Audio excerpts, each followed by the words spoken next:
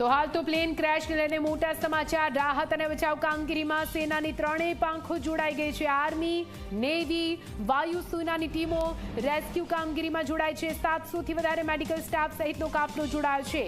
અમદાવાદમાં વિમાન દુર્ઘટના બાદ યુદ્ધના ધોરણે બચાવ કામગીરી શરૂ કરી દેવામાં આવી અને બચાવ કામગીરીમાં સેનાની ત્રણેય પાંખો જોડાઈ છે। એટલા માટે જ આટલું ઝડપી આ જે પૂરું રાહત અને બચાવ કાર્ય છે તે શક્ય બની શક્યું। 700થી વધારે જવાનો આ દુર્ઘટના બાદ તેના રાહત અને બચાવ કાર્યમાં જોડાઈ ગયા હતા। યુદ્ધના ધોરણે આ પૂરો જે કાટમાળ છે તેને હટાવવાની કામગીરી ચાલી રહી છે।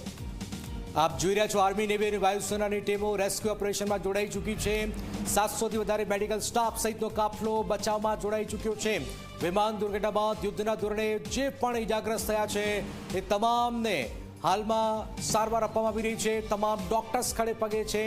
આર્મી, નેવીના, વાયુસેનાની આપણા જાંબાઝ જવાનો હવે આ યુદ્ધના ધોરણે બચાવ કામગીરી કરી રહ્યા છે। અનેક